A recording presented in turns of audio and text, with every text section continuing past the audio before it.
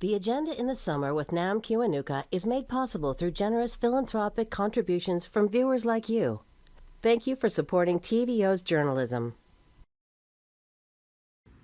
There's an election, there's a fourth wave.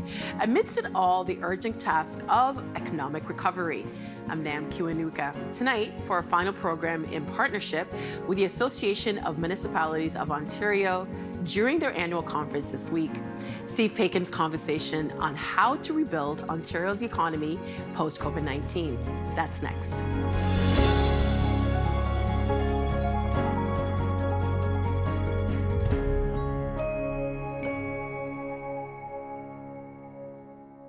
Hi, everybody. Happy to be with you again, as I was last summer, from the North Channel of Lake Huron on Manitoulin Island in Billings Township, and we are delighted to introduce our three guests for today's presentation. From the Frost Block at Queen's Park, Peter Bethlenfaly, the Minister of Finance for the province of Ontario and the member for Pickering-Uxbridge.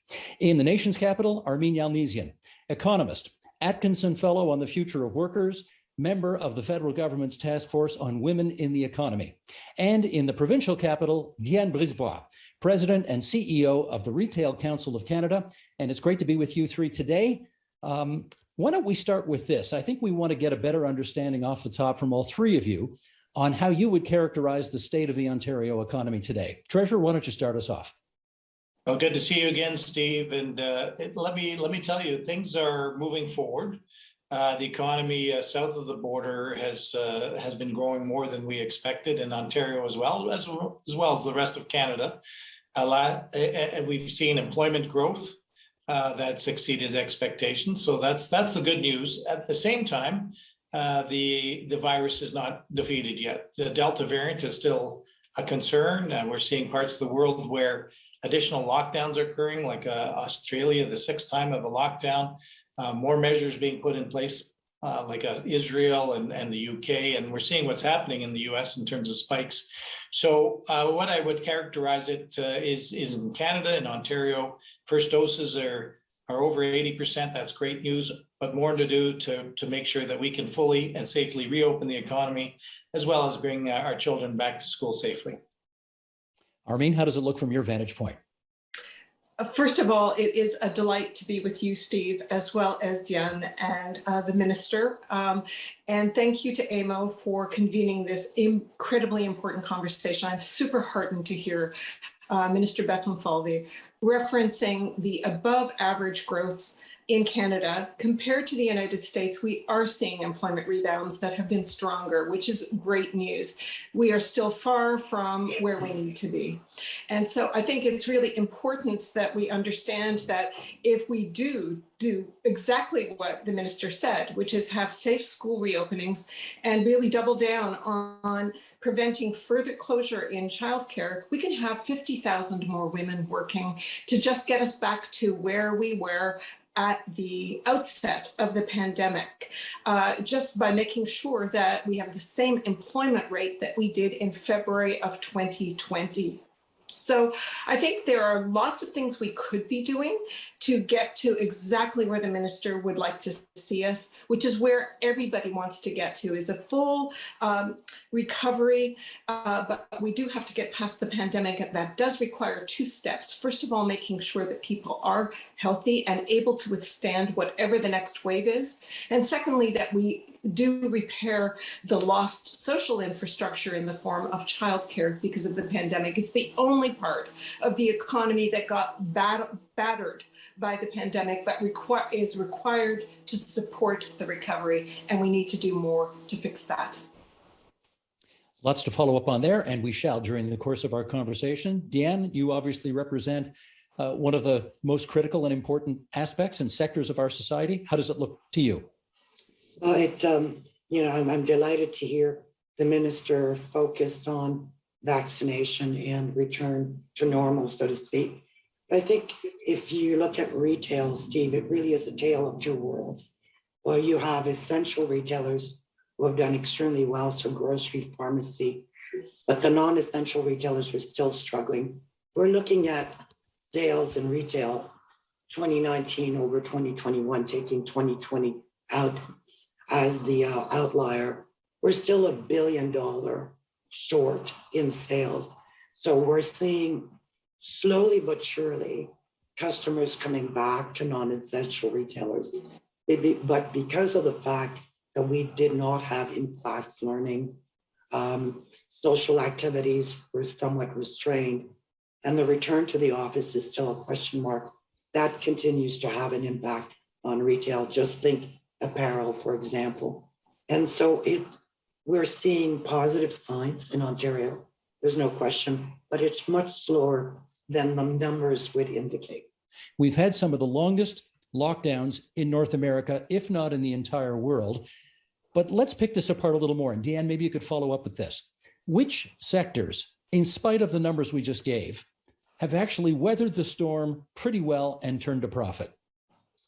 So we've talked obviously about essential retailers, so grocery, pharmacy, but the other sectors that have done very well are home improvement. So this was really the second wave, if I can use that term, of cocooning. Some of us will remember that term. And so people were staying at home, were working from home. They were saving a lot of money because they were not traveling or going to restaurants and the likes. So home improvement, outdoor fitness are all areas that did extremely well or very well throughout the pandemic.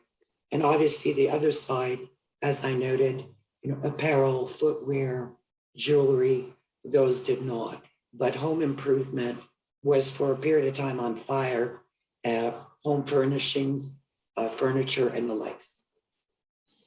And Armine, maybe you could amplify the other side of the coin, which is to say which sectors really took it on the chin over the past 18 months. Well, as I was listening to Diane, I was thinking about real estate, which wasn't mentioned. And mindful that we are talking to AMO, the Association of Municipalities of Ontario, different communities saw it very differently across this province. Yeah. For example, there are bedroom communities outside of the big cities that saw an explosion. Of course, cottage country saw an explosion of real estate. And I want to come back to the idea of social infrastructure. If younger families are moving to more affordable places because the big cities have become so unaffordable, then it becomes really incumbent on the municipalities to offer more social services, particularly schools and childcare. And so this becomes, again, an area where we know we have suffered losses.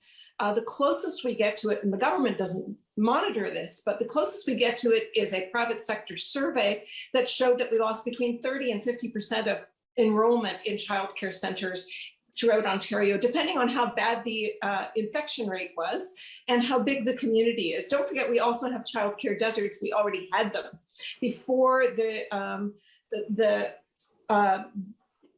crisis hit, but the pandemic is also seeing a loss of healthcare professionals because people are getting burnt out. So I keep coming back to the things that governments can do. Some of it is going to be market-based. A lot of the things that Diane was talking about is very much about markets coming back, and that's a function of purchasing power. But purchasing power itself is the function of how many people can get to work because they have a safe place to let their kids be during the day, or they're elderly that need care. So, what governments can do is make sure that the social infrastructure of care is functioning properly. And I fear that this government has dropped the ball on that. Well, we have a representative of the government here who I suspect would like to speak to that. We've heard the suggestion that your government's dropped the ball on this, Minister Bethlenfaly. What do you say? No, I'm not. I don't know what part of the ball we're dropping. I think we're moving the ball forward, and pretty substantively moving the ball forward. Let's talk a little bit about getting through the pandemic. We provided all 444 municipalities and those represented here at AMO with what we call the Safe Restart funds, including $1 billion this year for transit, for municipalities, and for social services. A substantive amount of money. As well, in the budget, I highlighted an additional investment in broadband. Part of the recovery and getting through the pandemic is very much focused on connecting with people because face-to-face has been more challenged. So in our healthcare system, education, clearly justice, and just even socially. So another $2.8 billion in broadband, bringing the investment to $4 billion. And I think that, the health investments that we've made, which are broad ranging, to Armine's point, long overdue investments in our healthcare system, our physical capacity, hospitals, our long-term care physical capacity, long overdue, but also the staffing to support that. I announced over close to $5 billion in investments to hire 27,000 personal support workers and nurses within 4 years, so that the staffing is in place. So there's many, many angles where the ball is maybe was previously dropped by previous administrations. We're not talking about it. We're actually building things. We're hiring people to do it, and we're going to move the ball forward. Well, Armine, let me get you to come back on that. At the risk of torturing the metaphor, he says he's carrying the ball like a superstar halfback down the field. What do you say? I'm going to keep going back to the well of childcare, because there's $11 billion on the table waiting for them from the federal government. And for some reason, this Conservative government is unlike, the obituary that you wrote or the eulogy that you wrote the other day about the passing of Bill Davis. I was really struck by how this Conservative government seems unwilling to even talk about getting some of that $11 billion into the system, which is the highest cost childcare system in the country.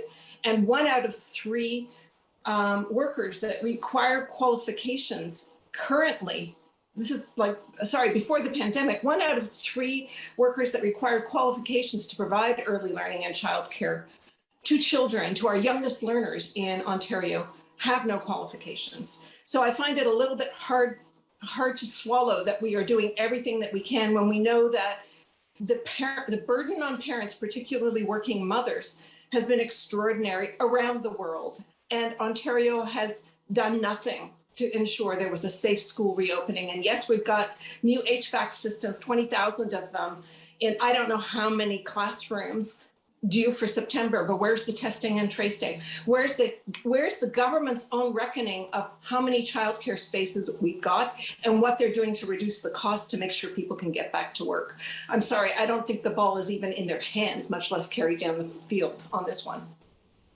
Well, let me get the if I minister may, to respond to that. just comment on that. Please. I think that's, let me just say a number of things. First off, we are obviously very focused on delivering childcare in this province, have been for some time. The early learning, 1.8 billion for 3-year-olds in junior kindergarten. So there's significant supports in place. Armine would know that in the budget that I tabled this year, we doubled the childcare tax credit for families in Ontario. We provided support directly to parents, school-aged children, and doubled it in the most recent budget, as well as we committed to building 30,000 new childcare spaces. So Ontario has been doing a lot previously, the previous government and this government. BMO, the Bank of Montreal, released a report earlier this month that put Ontario's projected recovery behind Alberta, behind BC, behind Quebec. Our growth rate this year expected to be somewhat behind the 5.5% national average. TD economists came up with the same thing. We know that because of this pandemic, Ontario has taken on massive amounts of debts. I'm not sure what the number is to this moment, but I think it's north of 400, maybe $440 billion. The Parliamentary Budget Office's fiscal sustainability report from this summer found that when Ontario's provincial and municipal finances are looked at together, Ontario will likely, they suggest, be running deficits indefinitely until at least the year 2095. That's a daunting challenge for any Minister of Finance. Yes, I see Peter Bethlenfaly shaking his head off screen right now. At the risk of using an inappropriate expression here, Minister, let's start some discussion about how we're going to make Ontario's economy great again. What have you got up your sleeve? Well, number one, I think I will not hesitate to continue to fund expenditures for the safety of all Ontarians. So that's what governments do. I've been unequivocal. The Premier's been unequivocal. We're going to spare no expense, provide supports for healthcare, long-term care, mental health and addiction, and a range of other initiatives to protect the health and well-being of every citizen. That said, when I tabled the budget, as you know, Steve, I was one of the few finance ministers in Canada, including federal, to lay out a path to balance and tell the people of Ontario how we were going to balance the books in a very uncertain time. That's why we put out 3 different scenarios, more of a normal course, a low growth and a faster growth environment. It's still very uncertain right now, but the path forward would be growing the economy. And while you've stated some figures, I've seen some figures that are much more robust for Ontario in terms of nominal growth this year and job growth. We saw in previous recently job growth across Canada, 94,000, 72 new jobs, 72,000, which came from Ontario for the month of July. And we only went into stage 3 July 16th, halfway through the month. So I'm betting on the people of Ontario. I'm not giving up on the economy of Ontario. And listen, we've got almost 15 million people. We have the incredible education system, obviously with Bill Davis's recent passing. His fingerprints are all over our world-class education system. We've got entrepreneurs that in retail, as Diane was mentioning, and we've got women, and we will work together to have a more inclusive reignition of our economy. And I'm an optimist, so I feel that we are on our way and will continue to do what it takes to get our economy in a robust position. We're not an island in Canada. We're not an island in North America. So we're putting in place the conditions to allow the private sector to really grow jobs and good jobs in this province. Armine, you've got the ear of the Minister of Finance right now. If he wants to make Ontario's economy great again, by all means, give him some advice. I'd like to start by saying I don't think any of us in this conversation would do a particularly good job of governing the economy of Ontario through the public purse strings. And I'm very heartened that the minister has been talking about his first priority is making sure that the basics are in place, and that's what the job of a government is. The focus on debt is just misplaced. What we need to focus on is doing what we need to do right now. And if the debt balloons, then so be it. We've got bigger fish to fry. So I'm really heartened by how the minister is approaching this, how he framed this conversation, and on what the role of the debt is and how you need to have scenarios because everything is so uncertain right now. I mean, we haven't talked about it, but Ontario was, along with Alberta, the export powerhouse of this country, and supply chains globally everywhere have been shifted. So we don't really know what the future looks like. So operating in the dark is hard for anybody. That said, I think there are things that this government can and should be doing. It isn't how big the debt is, it's how you're using it. We are spending an awful lot of money without making sure that the foundations are solid for the next generation. I'm going to sound like a broken record, but women in families with kids make up 40% of household income. To Diane's point about purchasing power, if women aren't working, there's less purchasing power to see these retail businesses reopen. If we want to make the economy great again, as if that's the sole purpose of government endeavors, you got to make sure that people's purchasing power hasn't failed. Minister Bethlenfaly ended by saying making sure every job is a great job. We could be doing that in Ontario. You know, you're talking about hiring 27,000 personal care workers. People don't want to do that job because it's not a good job. It's poorly paid. Human resource practices haven't fundamentally changed. You can't pick up benefits. You can't get 10 paid sick days. In the middle of a freaking pandemic, we still do not have 10 paid sick days. So these are things that the government can be doing to make sure that every job is a good job, raising the minimum wage, making sure that people are being valued in these essential jobs. Again, to quote Diane's point, we need leadership. The tone from the top is incredibly important, not just the rhetoric, but the rule changes. Minister Bethlenfaly has got a task force on economic recovery and the future of work. There is not a single worker on that task force. The person that is chairing this, he keeps talking about flexibility and work. And I got to say, that's the language Uber has used, and it's Proposition 22 and copycat propositions around the world. I am very nervous that we do have the opportunity to make every job a good job, boosting the economy, getting people back into the workforce that perhaps never were in the workforce in a solid way. But we're letting this opportunity slip between our fingers for I'm not sure what reason, but that's the way I would build the economy of the future right now. We are heading into a period of population aging that will last 25 to 30 years. 1 in 4 Canadian is going to be over the age of 65. We're going to have more people exiting the labor force than entering it. It is our opportunity to upgrade the skills of everybody that comes into the labor market and make sure every job is a good job. This is not only an historic and unprecedented opportunity, it will never happen again. And we are letting this moment slip between our fingers. I seriously hope Minister Bethlenfaly and his cabinet sees the opportunity that lies right there for the taking for his entire tribe. And he could be, in fact, the Conservatives could be the conservationists of our labor markets. I really hope that they take this moment seriously. All right, stand by, Minister. I'm going to let you comment in a second, but I want to get you some more advice. Diane, come on in here. And in your view, what needs to be done to get the Ontario economy rocking again? Well, I would agree with 99% of what I said. However, I always shudder. I always worry when I hear people say we shouldn't worry about the size of the debt. Because if you're a small business, or in fact, a large business investing in Ontario, you know you have to pay the piper. So eventually the cost of doing business will increase.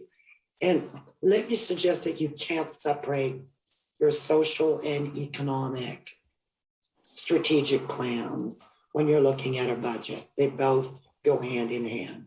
But I do believe, and if I were to just add a bit of advice or comments to the minister who's taking all of this in, to be a powerhouse, there's no question that you have to have the best workers, workers who are appreciated and well paid.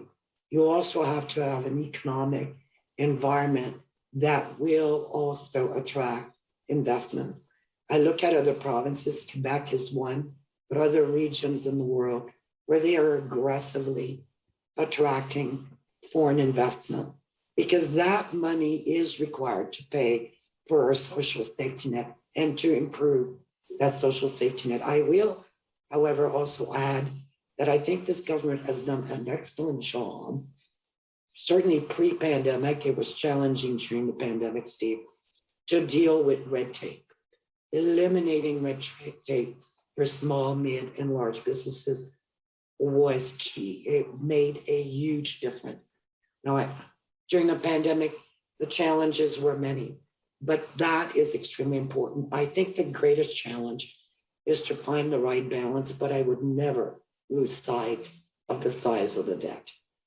All right, I'm mindful of the clock right now, so I want to do one more round with the three of you on one last thing. And heads up, this is going to be controversial as hell. Here we go. Should municipalities be allowed to run deficits? Well, that's a big question, and that's why we're having AMO. That's why we have this discussion every year at the Association of Municipalities of Ontario. I think what we're really focused on right now, Steve, is the pandemic. And one thing that I've seen, certainly throughout this pandemic, and many things I've learned through this pandemic, is working together with our municipal partners, working with the federal government and the provincial government, regardless of stripe. When we work together, we get a lot more done, and we get it done quicker, and we get it done more effectively. Dan, do you think it would be helpful to the cause of retailers if municipalities were allowed to run deficits, presumably to help out some of your folks on main streets? This is the toughest question to answer because I'm sitting on both sides of the fence. I'm tempted to say yes, because if they run a deficit, they may not consider taxing or putting in municipal sales tax, which is fear. You put the fear of God in me whenever I hear that. But at the same time, my other hat is my concern over running deficits. So I don't have a final answer for you, Steve, except to say proceed with caution. The municipalities are the engine of our communities. They are so important, so they should be supported fiscally. Our businesses rely and our citizens rely on these municipalities, and it will be a tough road ahead. So I'm hoping that everyone can work very closely together, because at the end of the day, our businesses will benefit from good public policy and good support. Last word to Armine on this. This is not an area that I know very much about municipal finance, but I can tell you just from a strictly economic point of view, if municipalities ran deficits, it would cost them more to serve those deficits and debts than a provincial or a federal level. It just gets more expensive the smaller the unit you get to. So I recognize where the pressure is. In fact, when the provincial government cut property taxes for businesses, some small municipalities that did have balanced budgets had to raise their property tax rates on residential dwellers. So everybody's aware of how tough this is, this balancing act. I do have to say that I don't think the province is spending enough in some of the areas that a municipality would have to spend in. And I think it should not be that we depend on municipal largesse or, ability to look ahead and say, if we're going to be attracting people, we need to offer more services. There should be a certain level of public service that is available no matter where you live, and it should be bankrolled by the provincial government as much as possible, because we want to make every corner of Ontario a place where people want to live and can live in roughly equal measure of quality of life. So I'm not sure that municipal deficits are the problem. I think provincial spending may be the problem. That's our time. I do want to thank all three of you. Diane Brisbois, your voice held out. I know you've been fighting laryngitis lately. You did a great job getting through it. Armine Yalnizyan, the next time we talk, I look forward to having you open up some of those album covers behind you. I want to see what's in that collection of yours. And of course, to get an hour with the Minister of Finance for the province of Ontario is a tough thing to do. And Minister Bethlenfaly, we're grateful for your time as well. And can I just put a pitch in here for TVO? We're grateful always to be a part of this Association of Municipalities of Ontario conference, as we are every year.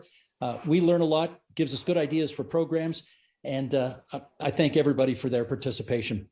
Steve Paikin from the North Channel, signing off.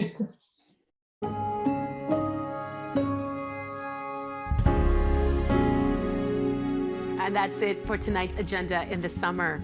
I'm Nam Kiwanuka. Thanks for watching TVO and for joining us online at tvo.org. Tomorrow, we sit down with J.L. Richardson on her debut novel, Gutter Child. See you then. The Agenda in the Summer with Nam Kiwanuka is made possible through generous philanthropic contributions from viewers like you. Thank you for supporting TVO's journalism.